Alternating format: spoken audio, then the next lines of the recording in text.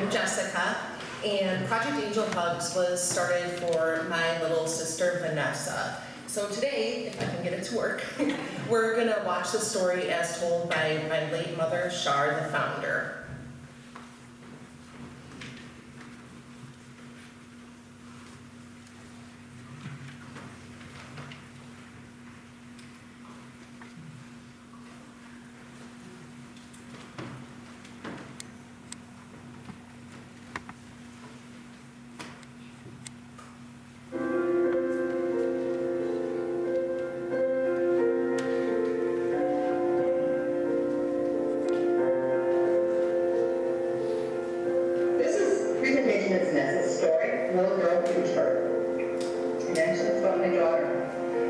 Vanessa Irene was born on August 10, 1993. Who you see in front of Vanessa is her big sister Jessica. What you don't see there is a temper tantrum that she just had because she was very upset that she was being a baby sister rather than a baby brother. Every Christmas, in front of the Christmas tree, we take a picture of the kids and we put it in our Christmas cards. And this was Vanessa's first Christmas, and yes, both of my parents were called summers. We found out early there were a lot of things that Vanessa loved. One of them, of course, was food. And that is spaghetti all over her face. And she loved to make faces for the camera. She loved the water, whether it could be a water puddle or a lake. We wouldn't get her out of it. She was usually wet. Didn't know since it was water or pond. And cats. We never quite knew how much the cats really liked her, though, because they always ran the other way, because this was the way she carried them around. They didn't appreciate it. She started very early, helping other people. She would help her sister feed the dogs and hold my handle. And she'd also help other moms' plants. We never knew much about her plants. And who doesn't love birthdays and birthday cake? And again, face with the Kitty Cat. Finally, Jessica got her when she had baby brother Trevor come along. He was born in February of 1996. Vanessa thought he was a little doll that she could play with. So we had to watch her really closely because she was about 3 when he was born. She also loves snow, and yes, that is a very pathetic snowman that year. We did not have a lot of snow to make a nice big snowman. And Carousel, of course, is at the fair, and yes, you can tell she loves food by that shirt and picture is often food. She loved to go to school. This picture was taken when she was waiting for the school bus the first day of kindergarten, her big sister. And this is her kindergarten picture.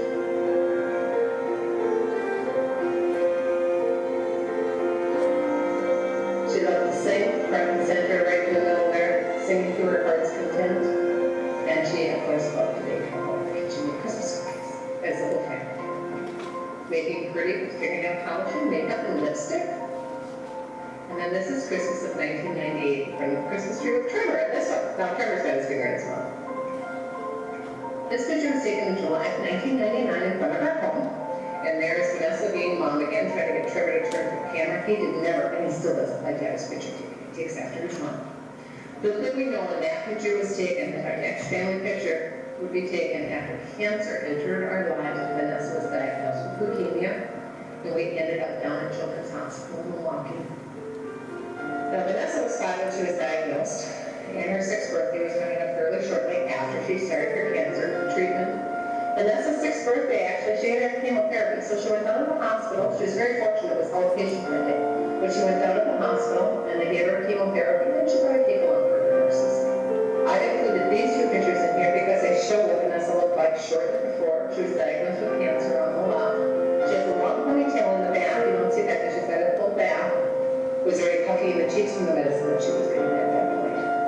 But even though she looked different, she was still the same Vanessa and still loved the carousel nurses.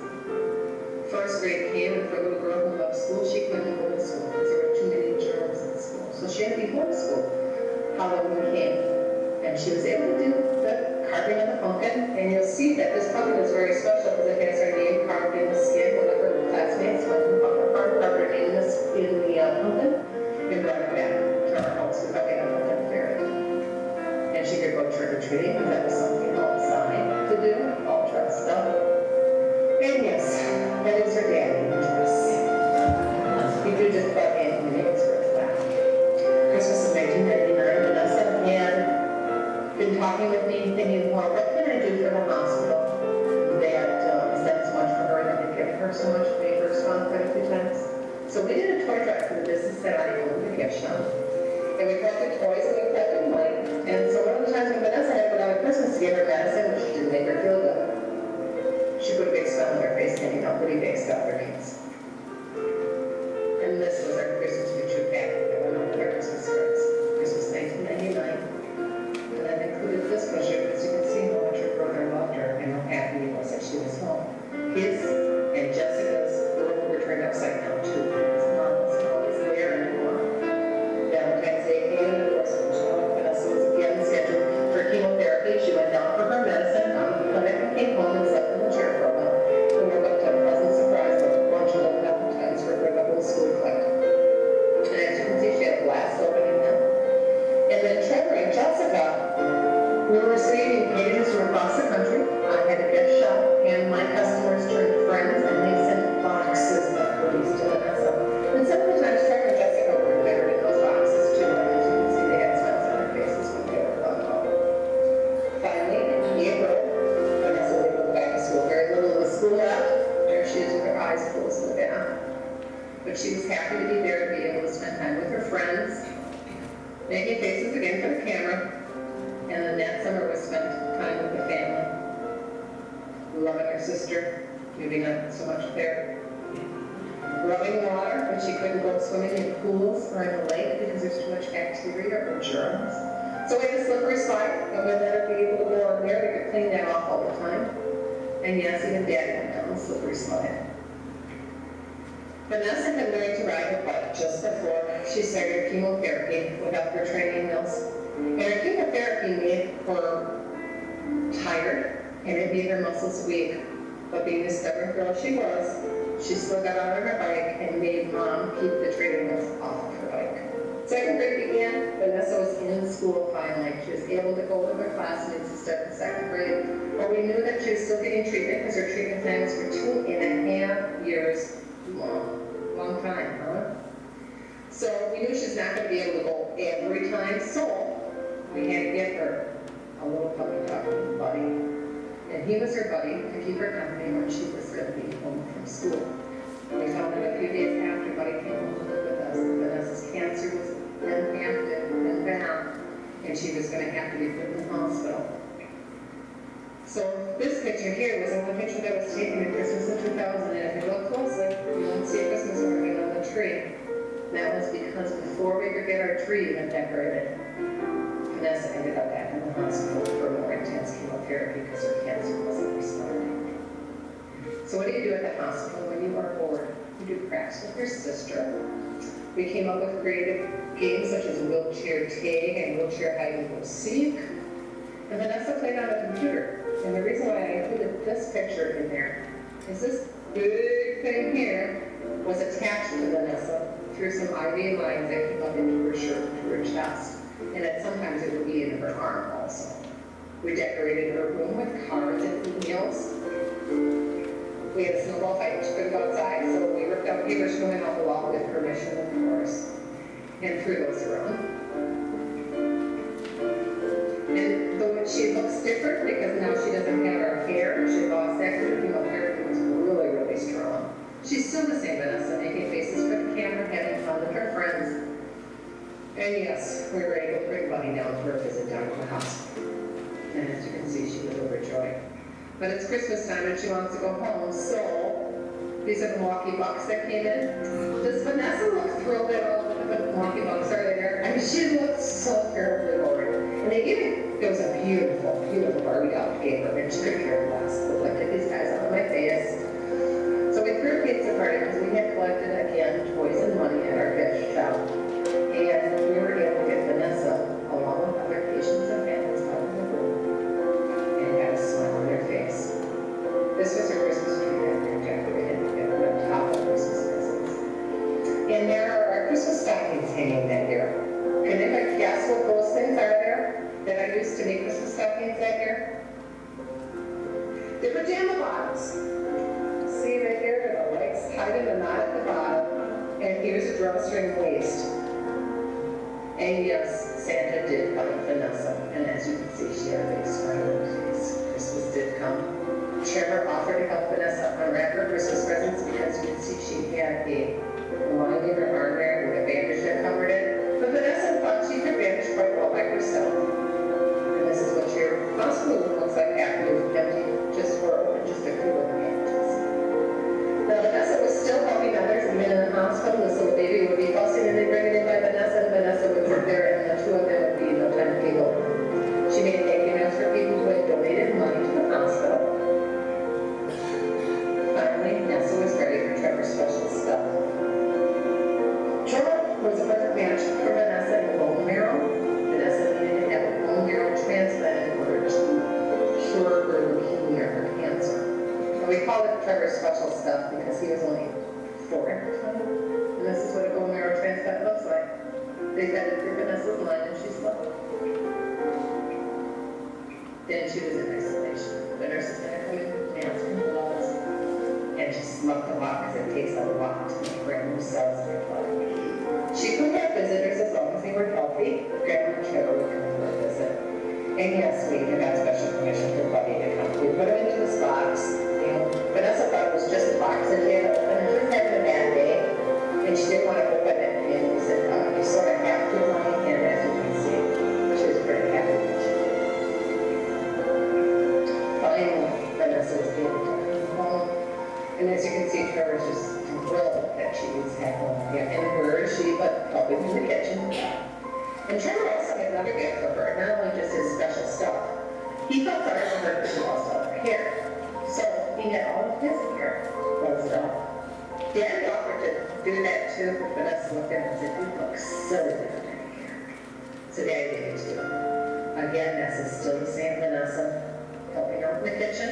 We made Easter cookies at there because we couldn't make Christmas cookies, making faces for the camera.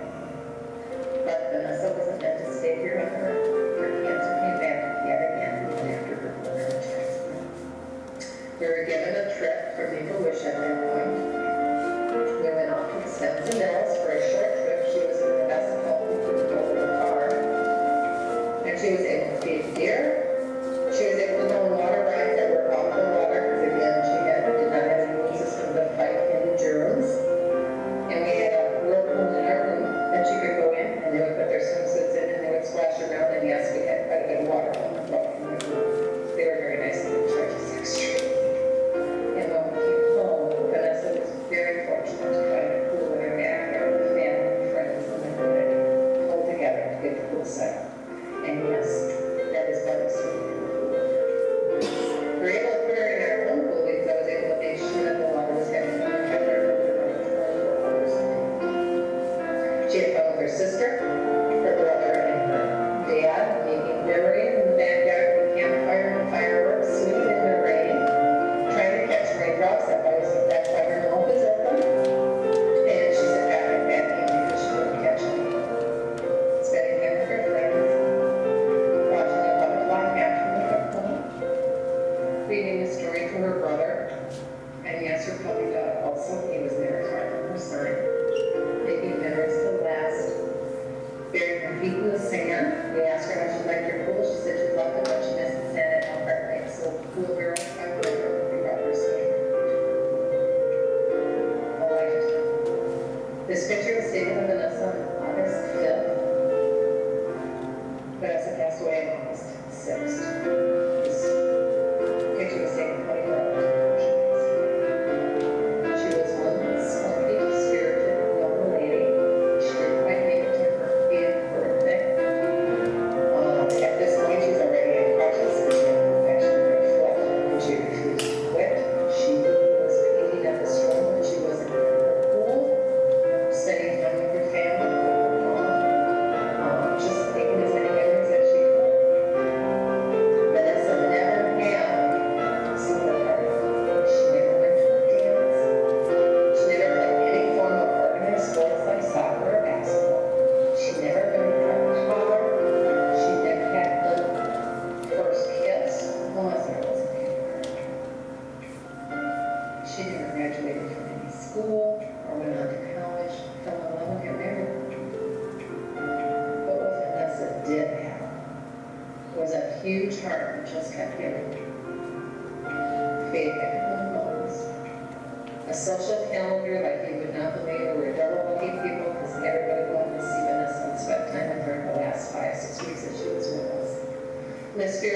Thanksgiving up to this day. And we're loving that our Project Angel Hugs is born. When Project Angel Hugs Still gets me here. It's a blessing to have that my mother made that. And sadly, there's many other children like Vanessa. Actually, over 17,000 are diagnosed in the United States every year. So what Project Angel Hugs does, we're a nonprofit organization dedicated to nurturing a passion for service in the hearts of our youth while ministering to the emotional needs of children with cancer and their families. We accomplish this by sending them hug packages. We send these to children with cancer around the world. They're sent for Halloween, Christmas, Valentine's, Easter, summertime, and they get one around their birthday. These boxes are filled with toys and gifts tailored to each child's likes and wants, seasonal candy and toys, and then we have local youth come and make cards and crafts of encouragement for them. Then we also include goodie bags for each sibling that they have, we learned that it's such an impact on the entire family. We also still deliver goodie bags, arts and crafts kits, and toys to Children's Hospital Milwaukee Cancer Unit for each of the holidays that we pack our boxes for. Project Angel Hugs' goal is to bring a smile to these children's faces, send encouragement and support, and offer a distraction from their treatments. Today, one idea from one little girl has evolved into a whole community that helps Project Angel Hugs. We have volunteers from local schools, clubs, churches, and business groups. We also have over a dozen day-to-day volunteers. These volunteers are retired and so graciously give us their time. Project Angel Hugs has grown from just serving Children's Hospital Cancer Unit in Milwaukee to over 440 children active in our program throughout the world. Project Angel Hugs is currently in 49 states in the United States, as well as in the United Kingdom. Families find and enroll in our program via hospitals, word of mouth, one mother to another, and social media. Project Angel Hugs relies on the generosity of our supporters in fundraising to continue our mission. So how can you help? Project Angel Hugs always needs volunteers of all ages. Tasks can include working on the cards and crafts, to various activities to assist in our goodie bag packing and our box packing. Another great way to support us is to attend our fundraisers or host a toy drive for us like you guys did. We also rely on monetary donations as shipping these hug boxes is our greatest expense. The families we touch truly describe what we do best, and here are some thank yous we have received from a few of our families. One mother wrote, "I like the way Project Angel Hugs packages light up all our children's faces when we find a box on our porch. He believes angels sent this to him. He knows he is loved because of this program." Another wrote, "Thank you, Project Angel Hugs, for the smile and excitement you gave him and his sister. They would see the Project Angel Hugs box arrive, and their eyes would light up, and they would ask 1,000,000 times per day if they could open it. They had so much fun opening the box and exploring all the contents. They loved reading the cards from people all over the country. Project Angel Hugs is a wonderful organization, and we are grateful for the joy and happiness you help bring to our family." And another one, we so appreciate all of you. The smiles you bring and the hearts that you lift are bigger than the mountains of childhood cancer. Thank you for loving our little girl and our family. In closing, Project Angel Hugs is a local nonprofit that currently serves over 440 children touched by cancer and their families by sending them Happy Meal. Being a nonprofit, we are looking to further our mission with new volunteers and opportunities for funding and outreach. I thank you so much for your time and this opportunity to speak to all of you, and I'll be available after if you guys have questions. Thank you.